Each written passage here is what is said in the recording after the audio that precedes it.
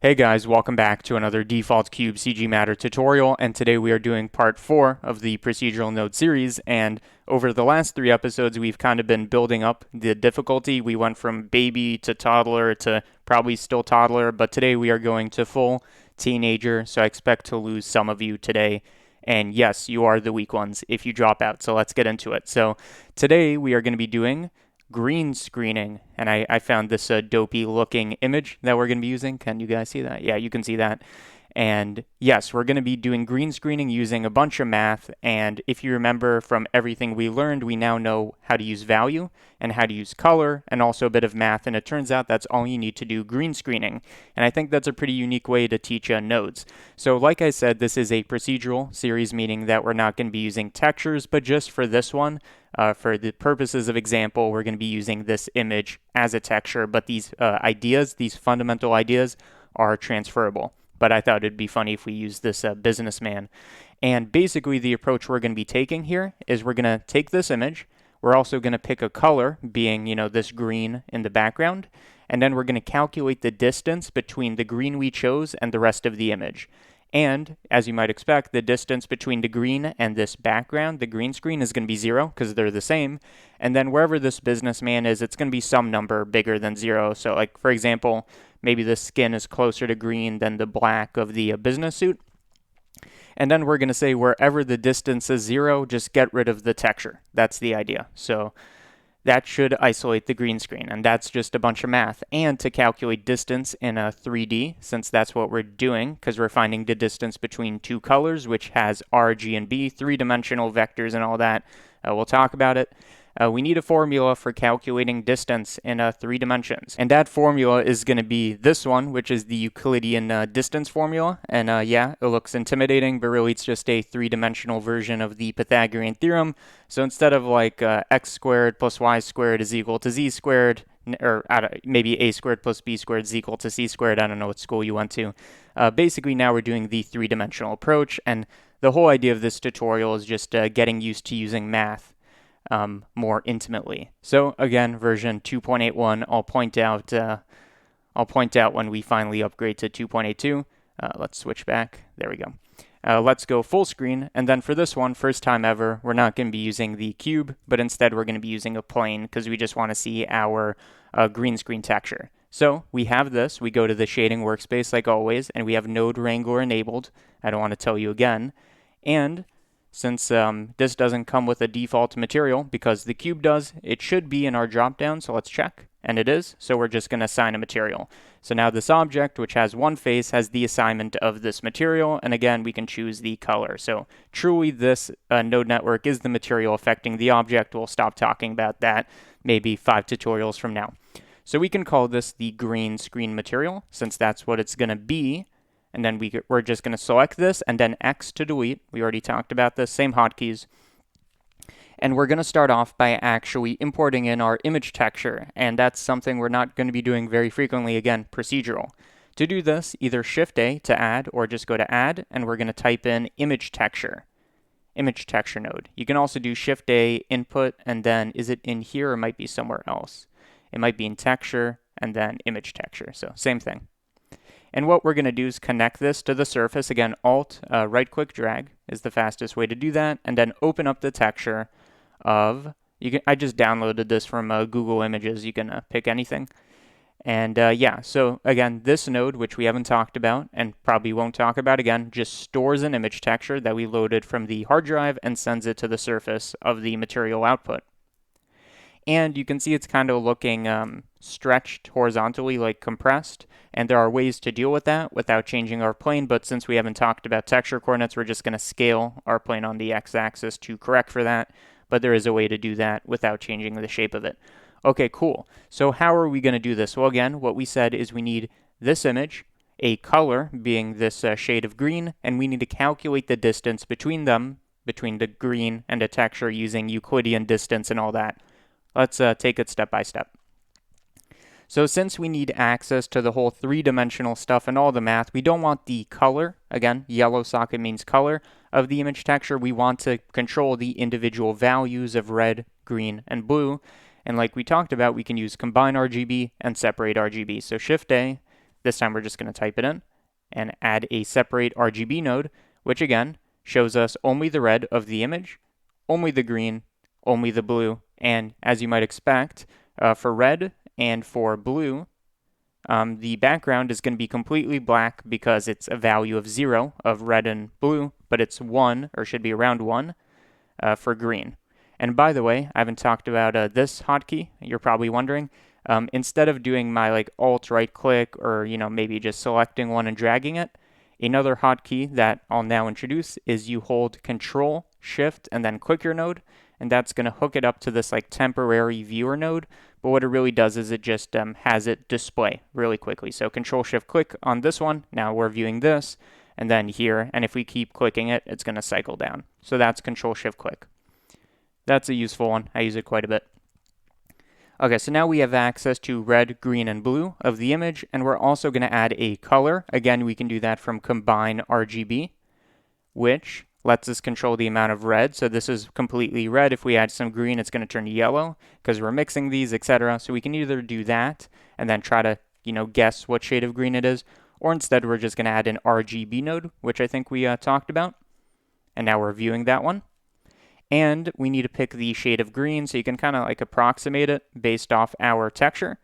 But instead, what we're going to be doing is actually using a handy feature, which is you open up your color wheel, and then with this eyedropper tool, you just select the exact shade of green. So we can, I wonder if it works for the whole screen. Like, could I select this shade of gray? Looks like I can. So that's really the trick we're going to be using here. So instead, let me just undo.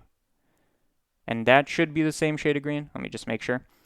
And yeah, so now we're using the same shade of green, and we can send this through another Shift D to duplicate, or just again, Control C, Control V. Eventually we'll stop talking about hotkeys. We're going to send this through a separate RGB node, which again lets us see red, green, and blue. And it's going to be most green, which is going to be closest to white.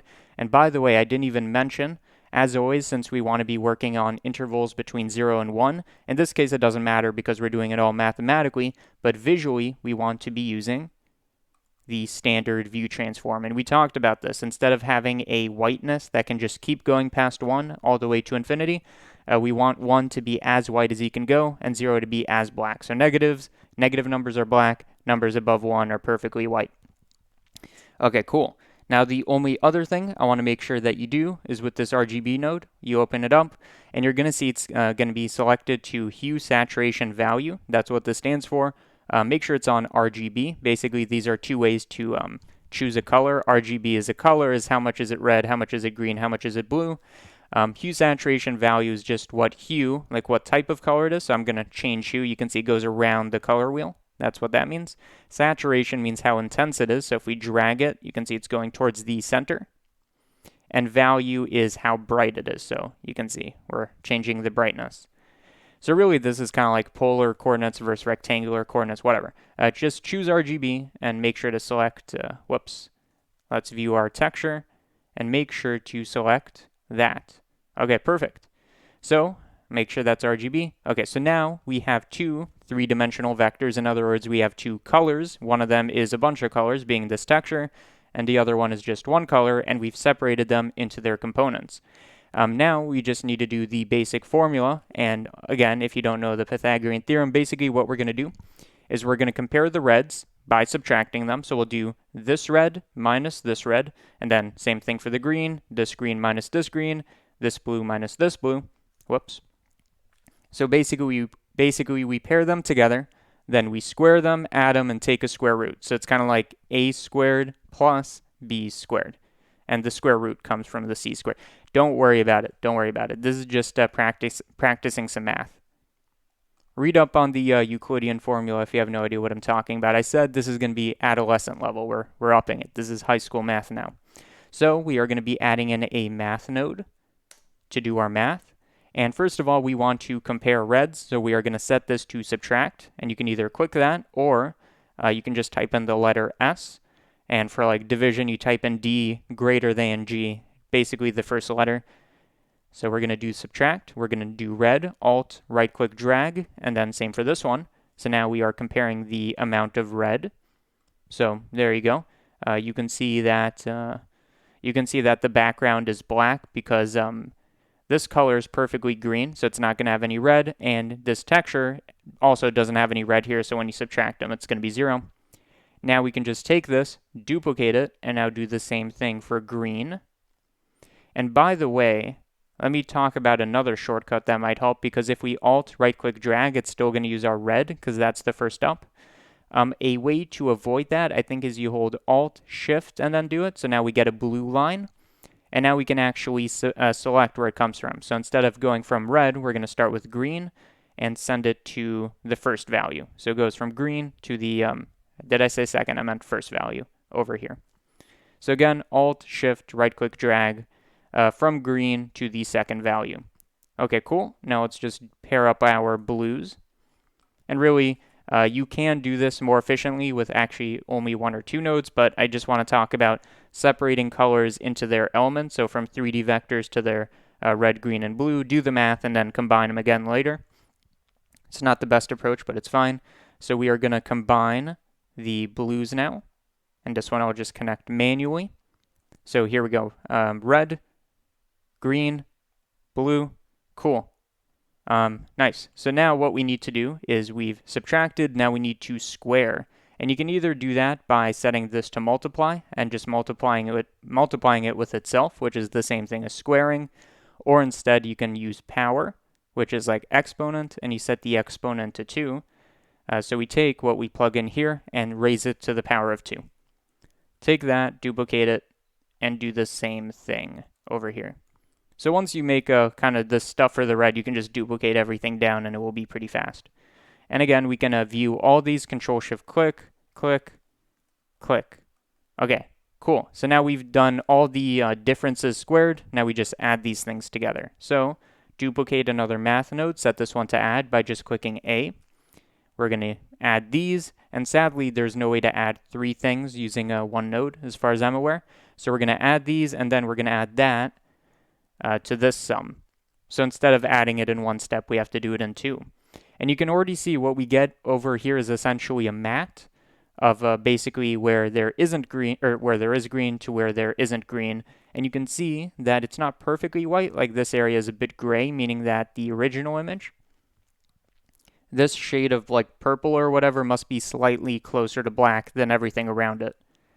So technically, this is a fine measure for measuring the distance between our green and our texture, but technically it is correct. It is correct to take a square root at the end, which is a monotonic function, so it doesn't matter. But there you go. So now we've basically made a node network that takes 2 things and then calculates the distance between them in terms of color. So again, the way you want to think about this is that where it's white, you have maximum distance between the colors, meaning that they're very different. They're kind of like on opposite ends of the color wheel, very far apart. And then where it's black, the distance is very close to 0, meaning that they're almost overlapping and are almost the same. Okay, cool. So now how do we take this matte and, use it on our texture? So we want our texture, but also, remove all the green so we can put something in the background. And there are a bunch of ways to do that, but I think probably the coolest is to introduce, if I haven't already, the Mix RGB node, which is kind of like the math node, these math nodes, but for colors. So not just 2 values, but 2 colors. It doesn't work with gray sockets, but rather with yellow sockets, is the way you want to think about it. So we can either Shift A, and then I think it should be in Converter. I'm not sure exactly where it is. We're looking for Mix RGB. Maybe it's in color. Yeah, Mix RGB. Or again, you can just type it in. Okay, cool. And it looks pretty similar to the math node. You have like 2 inputs, a kind of mode you choose, like addition, subtraction, whatever. Then it has some extra stuff. It also has this clamping, which we can talk about later. But yeah, it's pretty similar. So what we are going to do is for our mix node, we are going to, and this is where Node Wrangler becomes very useful, because trying to select this and then do it from very far away is hard. We're going to Alt, right-click, drag, and now this texture is in the first socket of our Mix RGB node, and then we're going to take this one, same thing. Okay, cool, and view it with Control-Shift-Click. And basically what it's doing right now is it's taking our 2 inputs, being the texture and the color, and doing something called mixing. And there are a bunch of different things you can do. You can either mix, you can color burn, whatever. Each of them have different meanings. And then we can also control which side this operation favors. So we can pick a factor of something that just favors. We'll talk about what that means. Our color, or we can have it favor our original texture. And I'm pretty sure what mixing technically means is it's averaging out the two colors. So it's splitting it up into components, averaging them on red, green, and blue, and then combining them. But there's also different kinds of operations. But you can see that when we change this factor, we can have it, kind of reveal one or the other. So what we want to do is have it reveal our texture only where this is white, and then reveal our background wherever it's, black. So what we do is we just take our factor, and instead of picking a number, we input this, it's a value, meaning it's between 0 and 1, and it's one-dimensional, but really it's kind of like a texture of its own because it's different at different points. It's not white everywhere, which is something we haven't done before, I don't think, where it's different in different areas of our geometry. So let's take this, make it our factor, and view it. And you can see that we're getting something very confusing. So first of all, to clarify, what I'm going to do is I'm going to take our green and I'm going to disconnect it. And you can see now we have something that's pretty close. We have our green, and then we can actually choose the color. So it's kind of like we have an inverted green screen. And as you can see, like we talked about, hopefully YouTube compression doesn't kill it, you can see a bit of difference over here where the color was originally closer to green. And the way you want to think about these nodes that have two inputs, especially not necessarily in the math node, but in general, you want to think of bottom as foreground. It's this really horrible design that Blender has. So instead of layers where the top one's the foreground, the bottom one's the foreground. So we have our image texture, and then in the foreground, we have this shade of purple, but only where this factor allows, which is, where this was white originally. So what we can do is we can just take this and put it in the foreground. And now you can see wherever the factor is white, we have our image texture, which is on the bottom, which means the foreground appearing. And then we can actually choose our background color. And this is exactly what green screening is. We've removed the background and then we've chosen a different color. Now, of course, there are two things to address. First of all, can we put like an image behind here? And second of all, what about this green outline? So first of all, let's talk about the texture in the background. Well, first of all, let me ask you, where would you plug it in? Think about it. Well, it'd be exactly wherever this magenta is, which is the first socket, which is the background. So again, Shift-A, image texture. Again, we're going to try to not use these in the future. Open, desktop, and let's go with the thumbnail from the last one. I have these really strange thumbnails. So let's take this and plug it into the background. And that is a green screen. Now, the question is, how do we get rid of, this green outline? Meaning, our factor is a bit messed up at the edges. And as you can hopefully see, this thing is mainly black, mainly white, but on the edges it's very, very slightly gray, meaning that the distance isn't super far away on the edges, but just kind of halfway in between, and that kind of makes sense because you have the green screen probably spilling light onto his sleeves or whatever. So it's a bit green, so it's actually a bit closer than everywhere else. So the way we deal with this is we want to say only keep everything that is very, very far away. So instead of just looking at the distance and then being like, show this wherever the distance is high and where the distance is low, don't show it, and in between kind of half show it. What we want is a cutoff. And to do that, there's a bunch of ways. We're going to take this. First of all, it's kind of clean up over here. I'm going to bring this down. So what we want to do is we want to take, again, all these nodes we did, all these blue nodes are calculating the distance. And now we just want to do a bit of a cutoff. So I'm going to duplicate this and add it over here. So now this is what's going into the factor. And we are going, let me actually view it as well.